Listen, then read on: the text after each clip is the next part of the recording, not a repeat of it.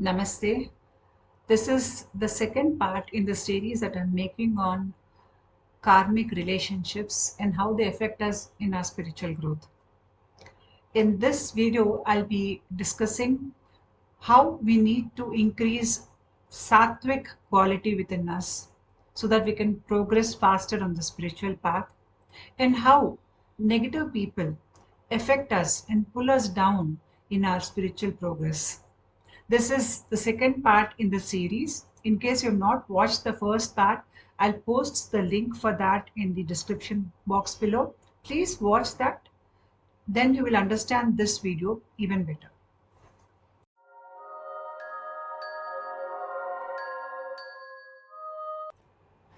If you have read Bhagavad Gita, Krishna talks about the different kind of psychological frames into which you can put the various thinking and behavioral patterns a person exhibits during his lifetime. These are categorized as gunas or qualities.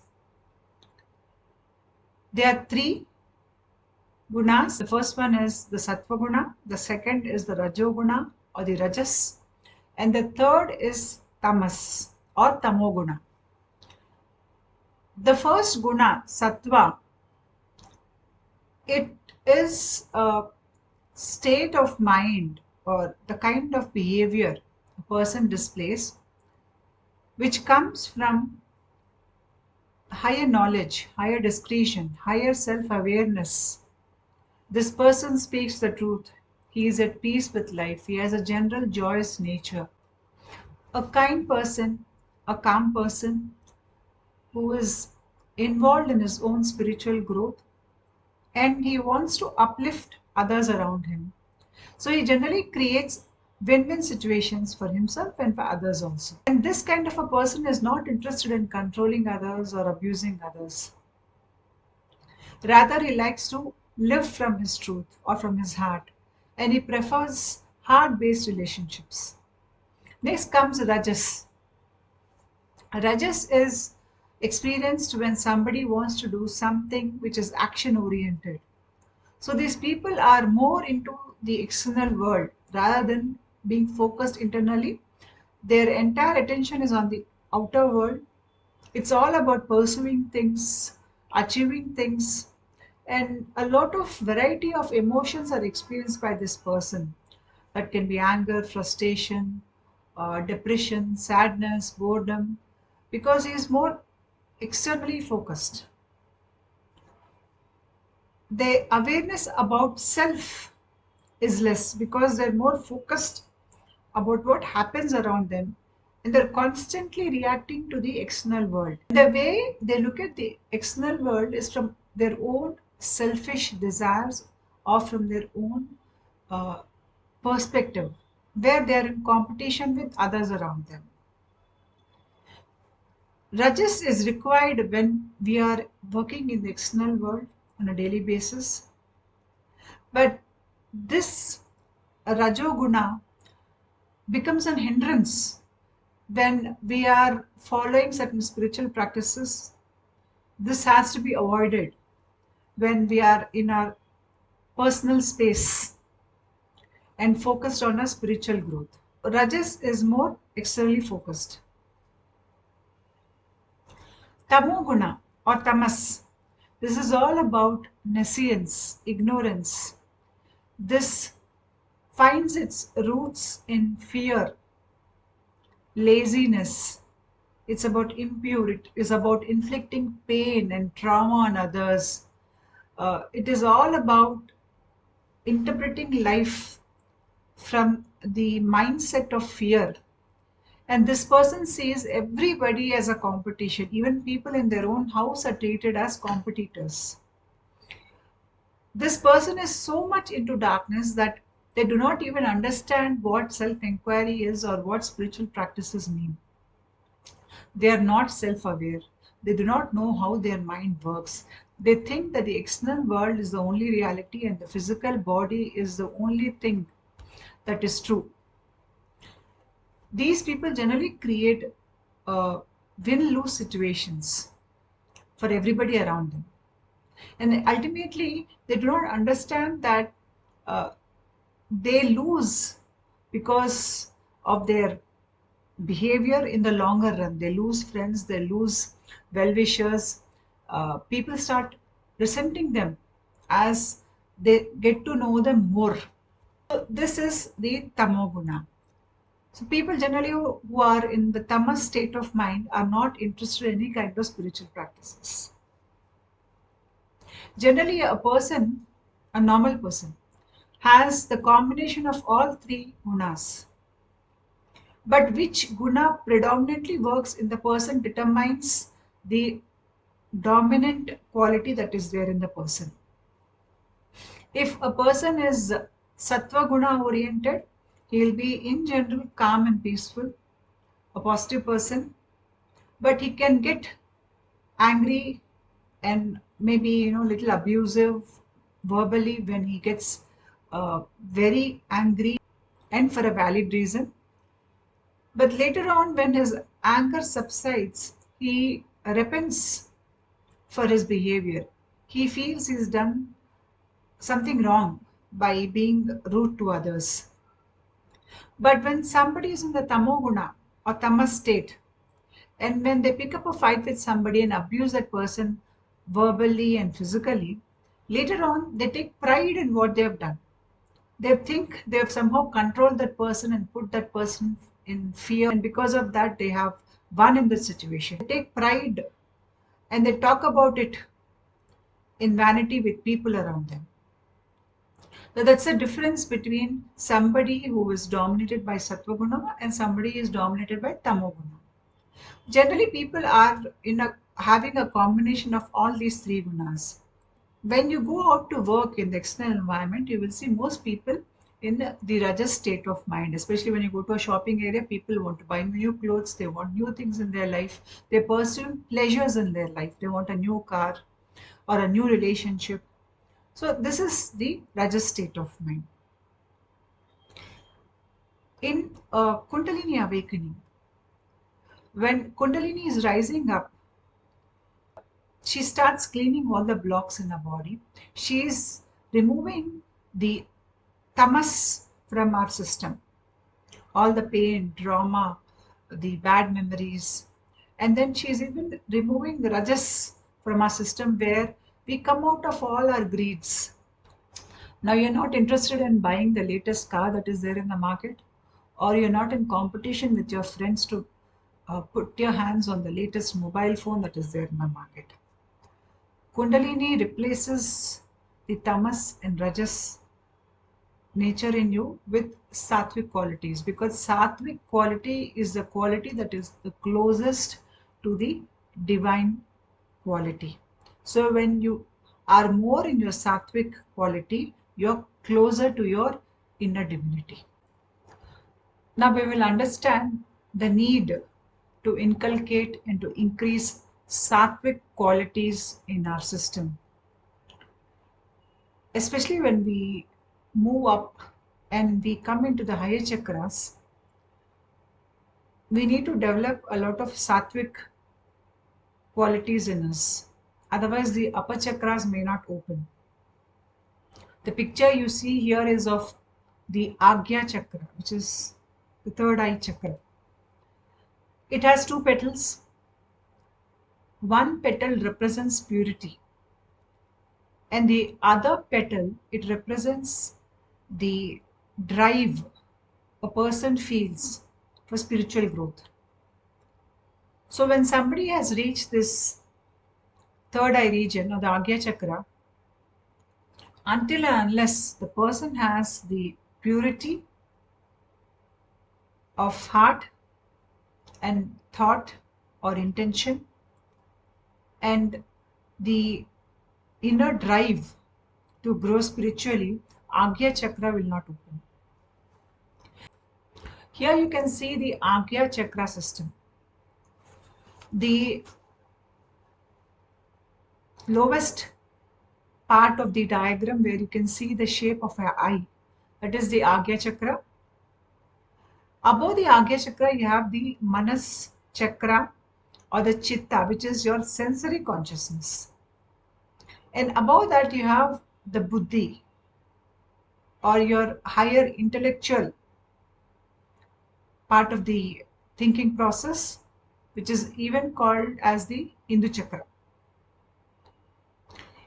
And below the Itara linga in the Ajya chakra, you can see a point called the Manasthana. Manasthana is a point where when the Kundalini prana reaches, this person can access his inner ideas, his inner emotions, which he was not aware of till now, through this window, which is called the Manasthana. Now he has access to how he thinks and how his thoughts affect his life. For example, if a person had a lot of bad people in his life, he's experienced a lot of trauma and pain in life, and he sees that in every situation, no matter what, he becomes a victim. When this kind of traumatic events and painful events become a theme in his life, say this person had a Kundalini rising and the Kundalini prana has reached the point of Manasthana. From here, he gains access to the inner workings of his mind.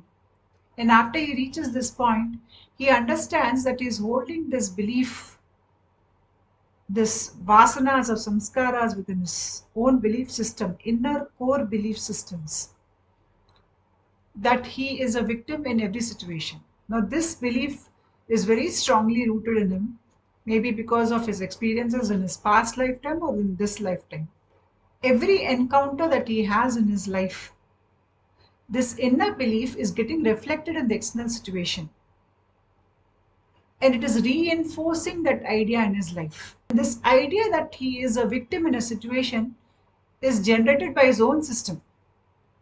The external world is just a reflection of your inner mind. When you start understanding and controlling your inner ideas and your beliefs, the core beliefs, the external world follows suit. What you experience in the outer reality is just a reflection of what is happening within your inner reality. At this level, a person is able to access the inner workings of the mind. When he understands how these core beliefs are affecting him at the external level, he replaces the negative beliefs that he holds with an equally positive belief. For example, this person thought that he was a victim in every situation. Now he replaces the idea with a new idea. I am not a victim in any situation, and whatever happens, good or bad, it only helps me to progress spiritually in my life. And when he keeps on repeating this as a mantra, the idea that I am not a victim, I never was, and I never will be in a situation, no matter what happens. When he keeps on repeating this as a mantra in his head, the older core belief that he held gets replaced by this new idea. Thereafter, he does not attract negative people or negative situations into his life that will make him feel as a victim. In the image here, I've drawn an arrow, a brown arrow, which starts at the Manasthana point below the Itara linga in the Ajya chakra to Manas Padma, which is present on the right side of the heart. This Manasthana, once a person accesses the Manasthana, from there, there is a connection between the Manasthana and the Manas Padma. The Manas Padma, it has 8 petals. These petals are of different colors and qualities. These represent the Sattva, Rajas and Tamo gunas which are there in our system. The person's karma, his vasanas and his past impressions When I say vasanas, this is past tendencies. They all have an effect on the Manaspadma. How this person perceives the external reality depends on what kind of petals are active in the Manaspadma.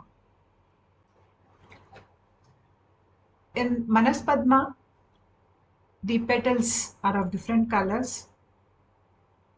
Two petals represent the Sattva guna, which are in the northeast corner of the Manaspadma.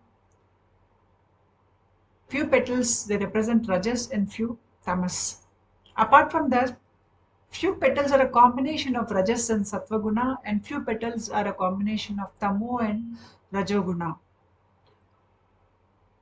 How a person sees the external reality, how he reacts to the external reality, whether he sees good or bad in the external reality, it largely is under the control of which petals are active in the Manaspadma. Say, for example, if the Tamoguna petals are active, then the person will look at the external reality as a threat.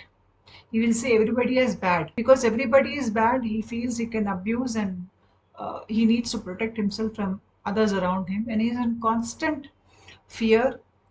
He wants to take from others and give little to nothing in return. That is the effect of the Tamoguna perceiving the external reality.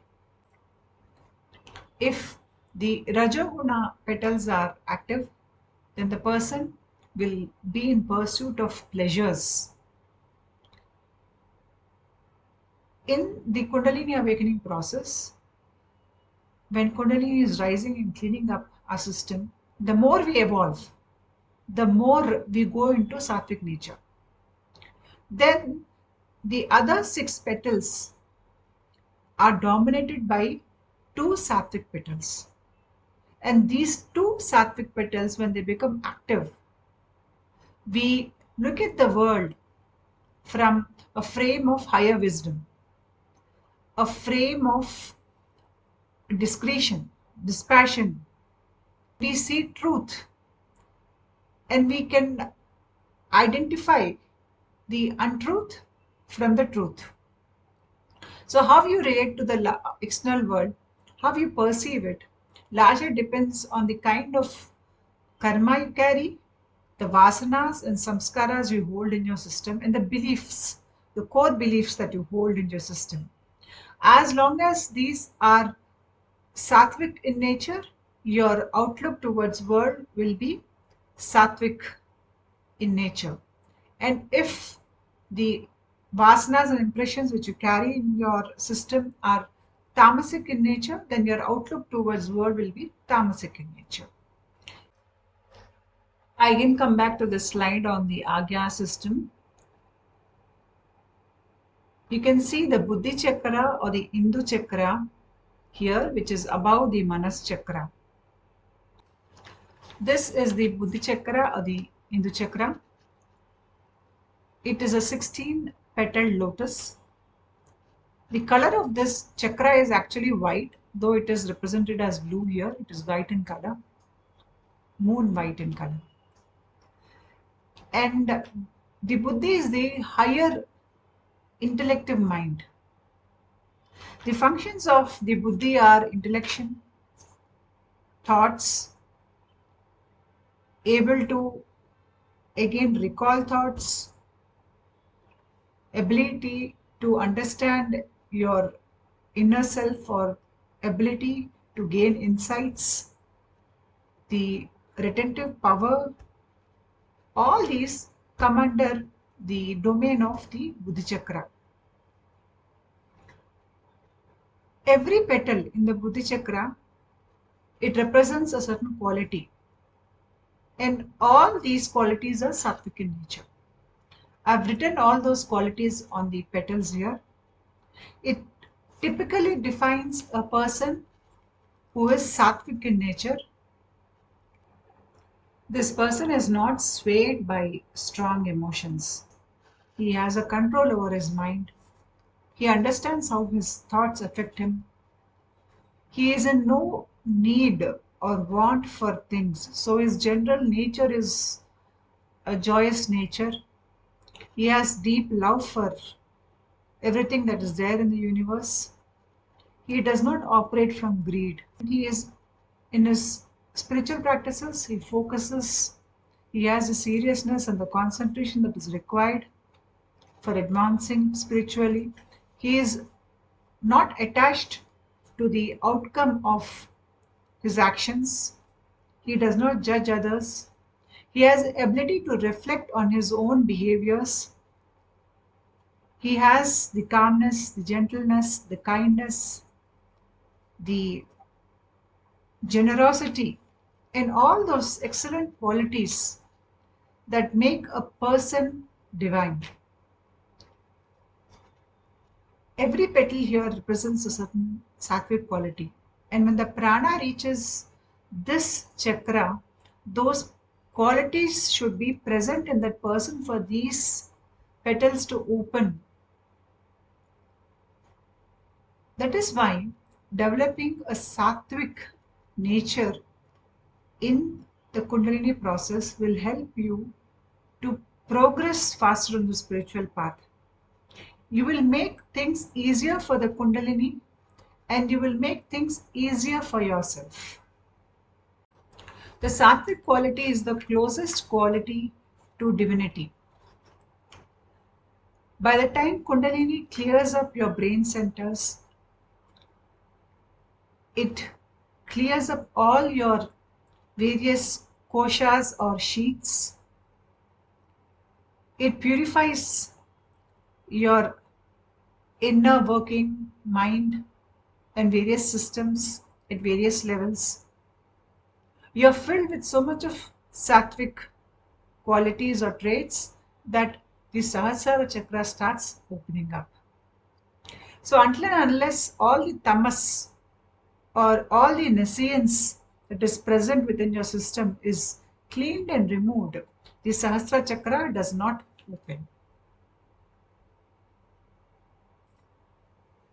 Now you understand the importance of inculcating a sattvic nature and to stay in that sattvic nature while you're in your spiritual path. I found this picture or image on internet and I'm using it here. It assigns a frequency to the emotional state a person experiences. I don't know how much this is correct. I don't know whether shame is 20 hertz or not, but I understand that it is very low in vibration. You can see the various colors assigned to these emotions, and these coincide with the colors of our chakras. The lowest chakra being the Muladhara chakra, which is red in color. Swadhisthana is orange. Manipura is yellow in color. Anahata is green. Vishuddhi is blue. And Agya chakra is indigo, blue. Sahasrara is purple. When a person operates from the lower scale, you can see shame, guilt, apathy, grief, fear, desire, anger, pride. You can see that he is vibrating at a lower level of frequency. This is where most negative people operate from. And this is where negative people pull a person into.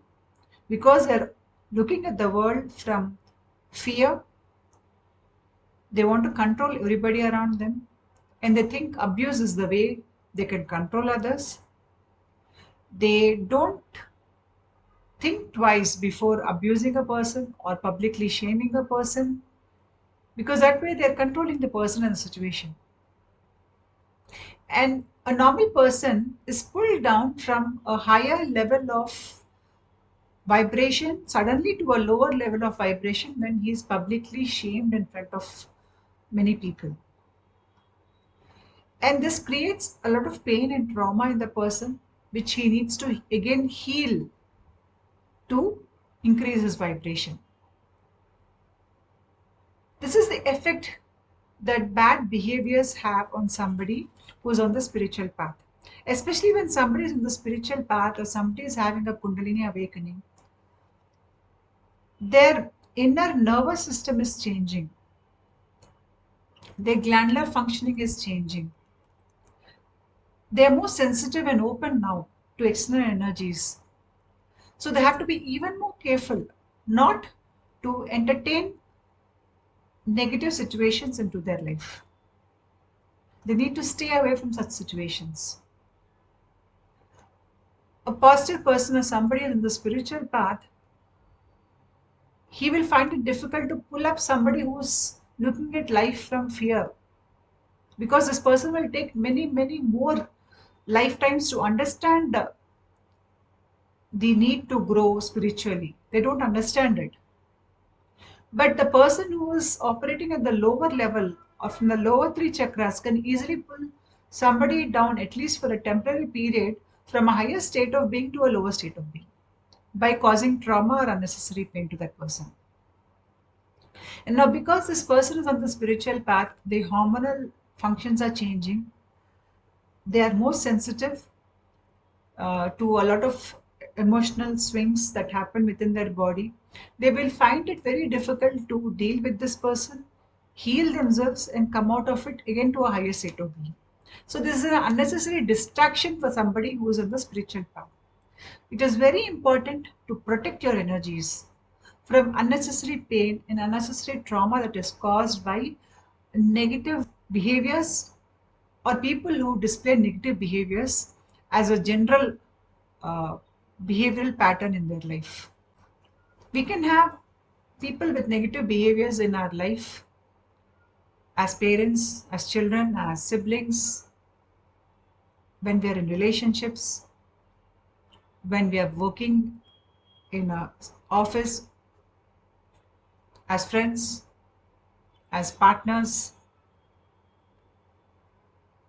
How do you identify whether this person is good for you or bad for you? If the relationship is causing you pain and trauma, it is only taking away from you rather than giving anything of value to you in return. It is a karmic relationship. These people only come into our life because they need something, or they want to take away something from you, or they want to control you and put you in fear and shame. Other than this, these kind of relationships do not contribute to us. They do not help us to evolve or grow. So if somebody is making you feel ashamed of yourself,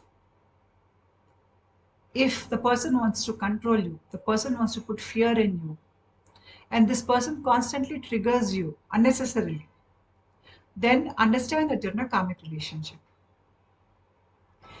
Every action that person takes will cause loss to you and gain to him. Your interests are not valued, your self respect is taken away. If something goes wrong, you are blamed, and the person takes no responsibility. Abuse can happen at every level: physical, mental, financial, social. This person tries to cut you away from your friends and relatives or well wishers. They constantly demean you and show you down. They cannot even accept your positive attributes or your achievements. They downplay your achievements constantly to the extent that you lose your self worth. They can confuse you and make you question your own sanity. They're in constant competition. When you look back, you realize that these relationships were filled with lies and betrayal. Other person used you. When you had nothing to give, they left you, they dumped you. It is all about taking from you and giving you little to nothing in return. And when the person leaves your life, you are in pain, you are in trauma, you are financially broke, you have bad relationships with others because of this person, you have loss of reputation, a lot of damage has been done to you. In many toxic work environments, also, we see many such uh, problems because people are in constant competition with each other. So, somebody in the spiritual path, please avoid toxic situations, toxic workplaces, and toxic people in your life. Interact very little with them. If possible, totally avoid them, because they will not do any good to you other than pulling you down. And all that effort you put into your spiritual practices to reach a higher vibrational level, you will suddenly fall down to a lower vibrational level because of the actions of these people. They are not worth your time. The good side of karmic bonds is they teach you life lessons. They make an innocent person into a more wiser person. They take away your negative karma, because when you suffer, you clear away your negative karmic baggage. But many people find it difficult to understand when they are exploited by these people, and they find it difficult to come out of those relationships, even when they understand that these relationships are detrimental to their physical and mental well being. It is because maybe there's certain obligations. Maybe the person cannot divorce his wife because he's worried about the future of his two children. He wants them to have a family upbringing. So he feels obligated to his children, so he puts up with his uh, toxic wife.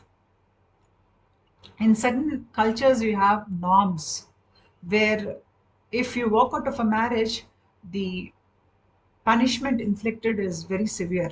In such situations, people cannot walk out of abusive marriage or abusive relationships. Then their own fears of abandonment, financial fears, then the fear of losing status or social security, stigma attached to a person who leaves a relationship. For example, in certain Asian cultures, it is very important to take care of your parents in old age. A person is obligated, he cannot go beyond the society norms. He has to take care of his parents. When these parents are toxic in nature, he has to put up with this toxicity and he has to take care of them. Apart from these, people have their own unhealed issues that attract such people into their life. Their karma can attract such a negative person into their life. And when they discard this person because he is negative, they will attract another negative person to replace this negative person. Until and unless the karmic baggage is cleared, these negative people keep on coming into the life, and the same cycles of a trauma and pain are repeated in this person's life. When you understand that you're attracting wrong partners in life, it is better to be a celibate than be in a relationship until that karma is cleared away. And when you move into a higher spiritual state, very high vibration, the karmic baggage is cleared away, and then you will attract a good person into your life as a partner.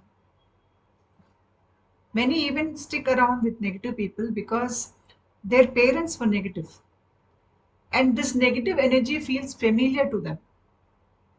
So, a known enemy is better than an unknown friend. And there are few people who like to fix a person. So, they stick on in a relationship hoping to fix the negative person. And some have this blind faith that some miracle will happen and things will change. So, a lot of our own shortcomings, our lack of understanding and how people behave, our own karmic tendencies, our inner core beliefs, our unhealed issues, they attract a lot of wrong people into our life. And especially when somebody is progressing spiritually, they need to clear away their bad karma, because they have to take many more lifetimes to progress and evolve further if they do not clear away that bad karma. We attract the string of negative people into our life or negative situations. When we learn our karmic lessons and when we evolve from these painful and traumatic situations, they stop repeating in your life in the future because you have learned your lessons on relationships. That is to stay away from toxic and negative people. In my next video, I'll discuss in detail the various behaviors displayed by tamasic natured people. How do we identify these people in advance and how can we protect our energy from such people? Thank you.